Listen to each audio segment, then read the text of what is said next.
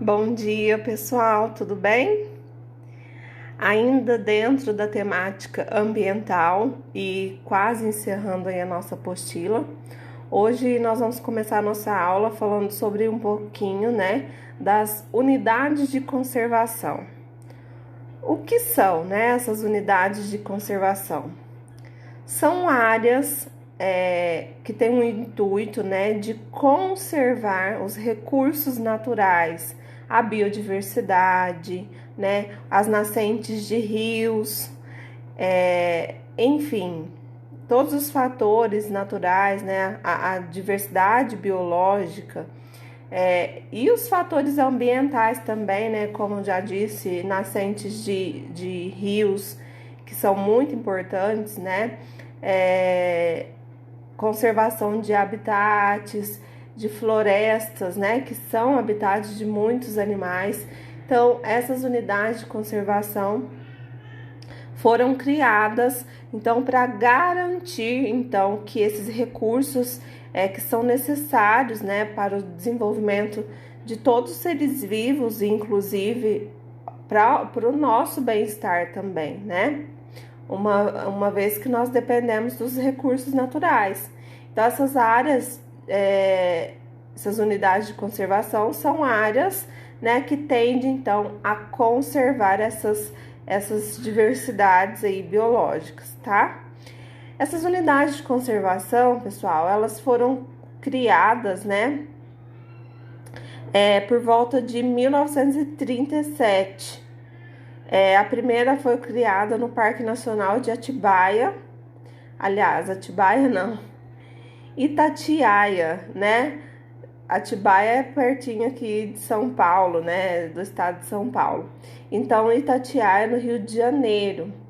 Então, a partir disso, muitos estudos envolvendo as questões ambientais foram feitos e a partir daí foi crescendo então o número de unidades de conservação com o intuito então de preservar, toda essa questão ambiental, seja habitat dos seres vivos, os recursos naturais como solo, água, tá? Então, com o intuito, de preservar, foi criado então essas unidades de conservação. E existem, basicamente, dois tipos, dois grupos de unidades de conservação, que são proteção integral e de uso sustentável, tá? Essas unidades de conservação de proteção integral, como o próprio nome diz, ela visa, então, proteger, essas áreas totalmente, tá? Então, nessas áreas que são consideradas unidades de conservação de proteção integral, não pode servir de moradia para o ser humano. Muitas delas servem, para pesquisa, para estudo, tá?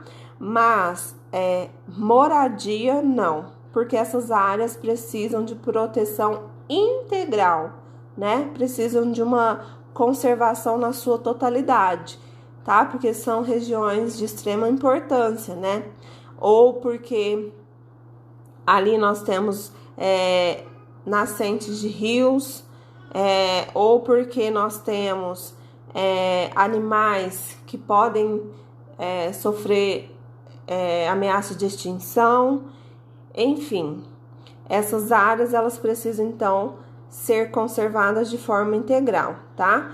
E algumas delas servem para turismo ecológico, por exemplo, um grupo de alunos de faculdade quer visitar, um grupo de alunos de alguma escola quer visitar, dependendo da área, é aberta para esse tipo de passeio, ecológico. Mas não é um turismo aberto, tá? Para qualquer um visitar. Então, essas áreas elas são utilizadas mais para pesquisa e, às vezes, para esses turismos ecológicos, tá? E dentro dessas unidades de conservação integral, de proteção integral, nós temos as estações ecológicas, que são voltadas para a preservação, né, da natureza em si, e elas são voltadas também para a realização de pesquisas, tá? Então, se, como eu falei para vocês, tem algum instituto, alguma faculdade que queira, né, fazer alguma pesquisa, apresentar algum trabalho diante daquela unidade de conservação, pode, tá? Porém, nesse caso, o turismo aberto, ele não é permitido, como eu falei para vocês, pode apenas turismos ecológicos, tá? Temos também as reservas biológicas, que são aquelas, né, que têm o intuito de preservar a biodiversidade daquele local, enquanto as estações ecológicas são voltadas, então, para a preservação da natureza, dos recursos naturais. As reservas biológicas têm o intuito de preservar a biodiversidade daquele local, né? Elas podem ser voltadas também para pesquisas, mas principalmente aquelas pesquisas que estão voltadas para a recuperação daquele ecossistema, daquele habitat, justamente para preservar essa biodiversidade. Temos também os parques nacionais, que são aqueles parques, né, onde pode ter entrada dos visitantes, né? Mas esses visitantes, gente, são aqueles visitantes com algum intuito. Por exemplo, quando eu estava na faculdade, a gente foi para a Serra da Canastra, mas a gente estava ali em nome de uma faculdade, a gente estava ali para observar, né, a biodiversidade. Nós fizemos relatório, então não foi um passeio qualquer, foi um passeio ecológico. Então você precisa ter um intuito para visitar esses parques nacionais, tá? Alguns são até um pouco mais abertos, como a Serra da Canastra, por exemplo. Muita gente visita, né, sem esse intuito de passeio ecológico, né, assim, com o intuito de pesquisa. Muitos vão por lazer mesmo, mas existem alguns que são bem restritos a estudantes ou pesquisadores, tá? Mas os parques nacionais, eles têm, então, a função também de preservar aquele ambiente, né? Mas de uma forma mais recreativa, permitindo, então, mais o acesso dessas unidades de conservação e também a pesquisa, né? A pesquisa científica voltada ali, às vezes, para o habitat, pelas espécies nativas, endêmicas, tá? Temos também os monumentos naturais, que são aqueles monumentos, né, de grande beleza que a gente fica contemplando, né? Pode ser praias, pode ser montanhas rochosas, enfim, monumentos que são raros e que precisam ser preservados, né?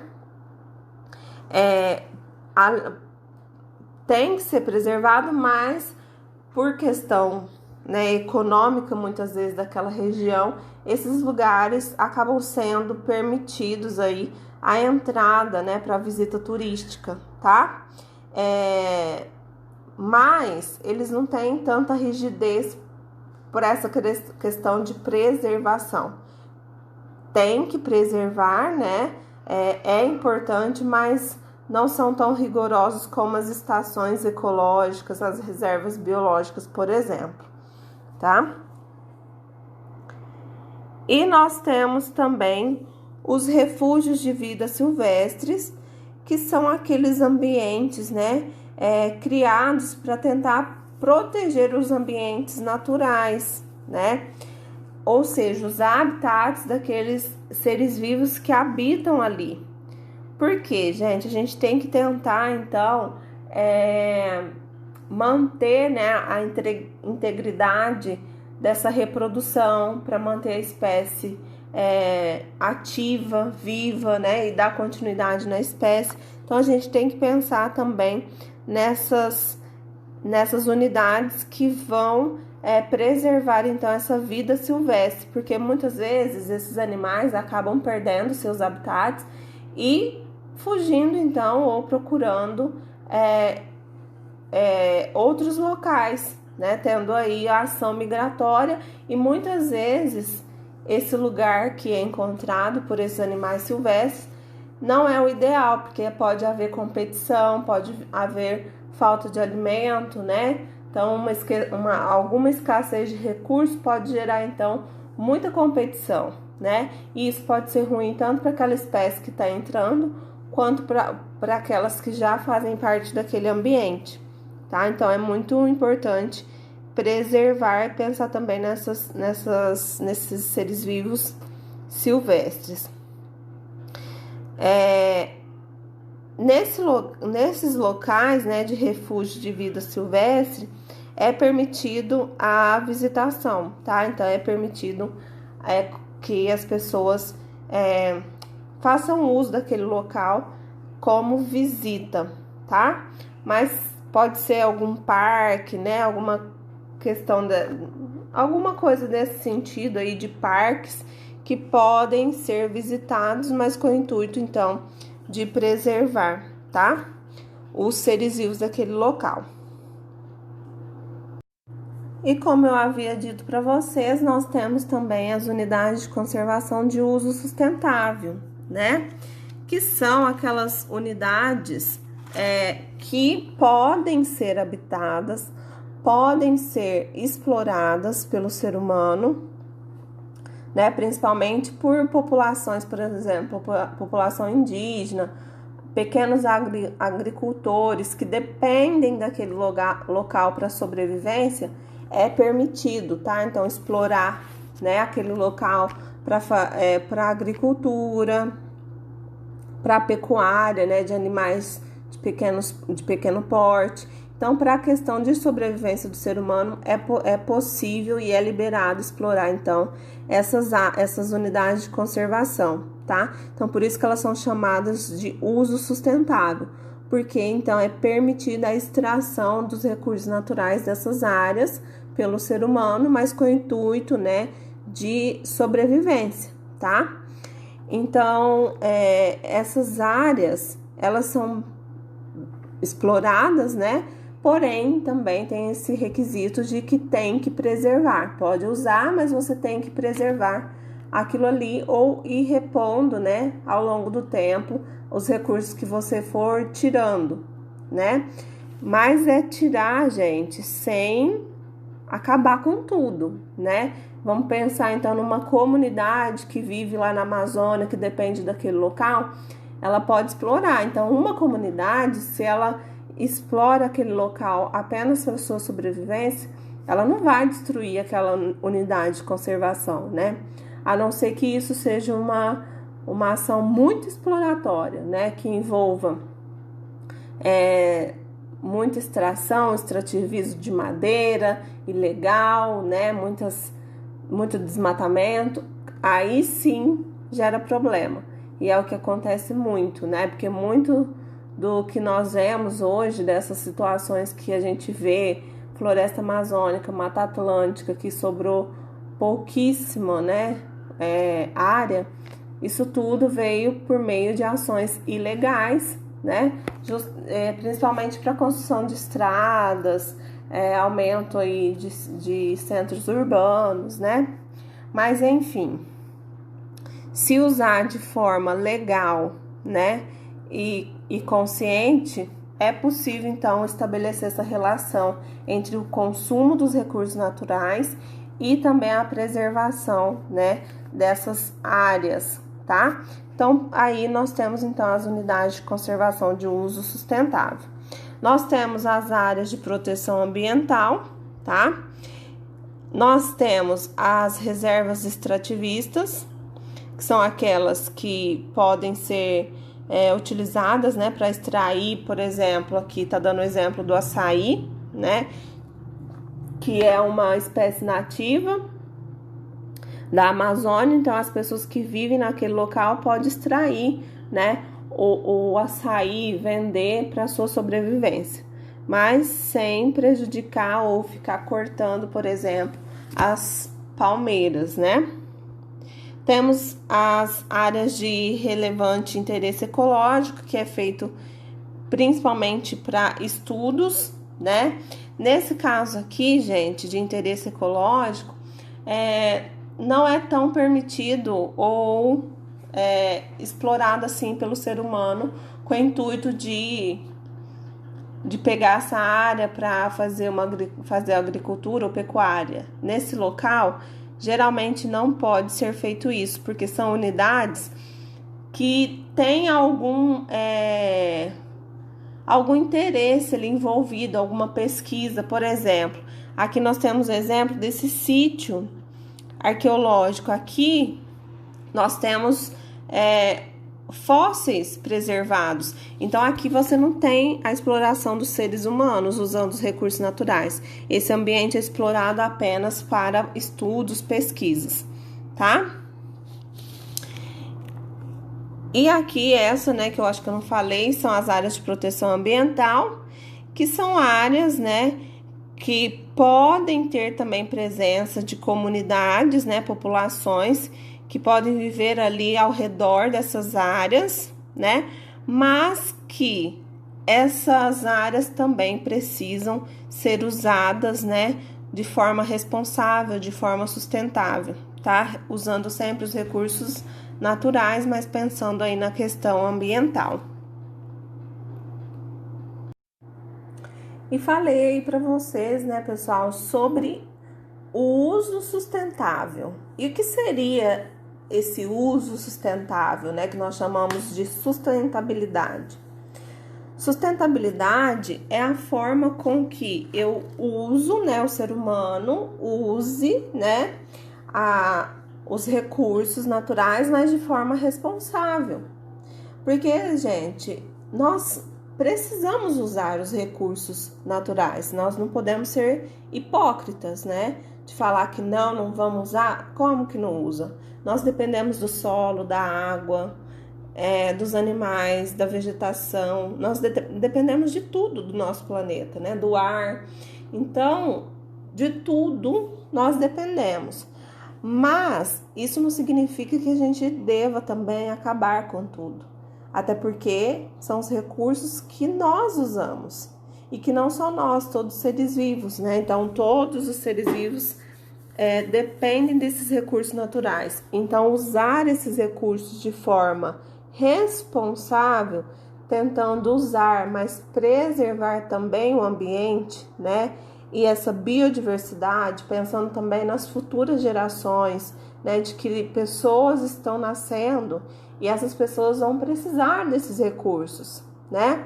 Vão precisar de um planeta que tenha recursos, né? Então a gente tem que pensar nisso. Aí vocês podem ficar se questionando, mas tem tanta gente, né, empresa, não sei o que não faz nada direito. Mas a gente sempre tem que olhar para nós.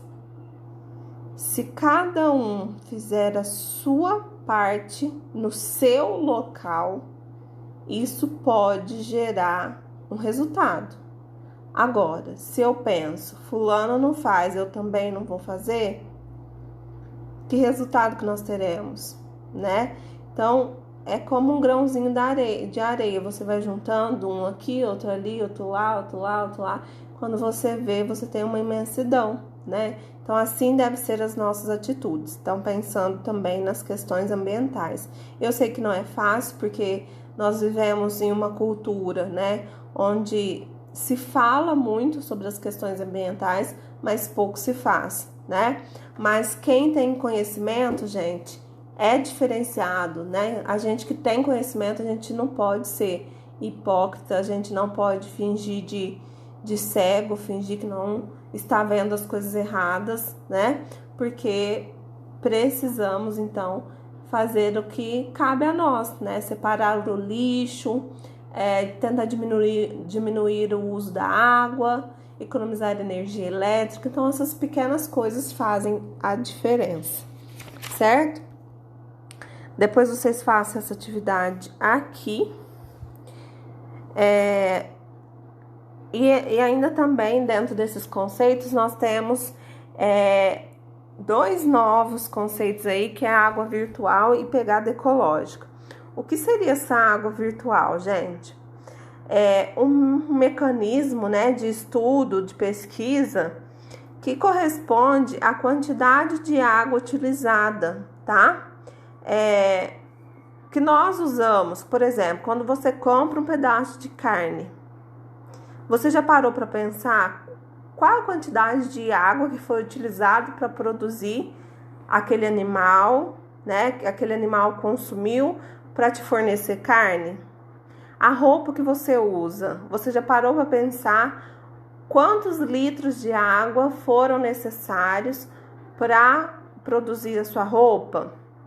Entendeu? Então, essa água virtual é um conceito novo, né? Que tende aí calcular mais ou menos a quantidade de água que é utilizada em cada coisa, né? Em cada produto que a gente usa ou consome, tá?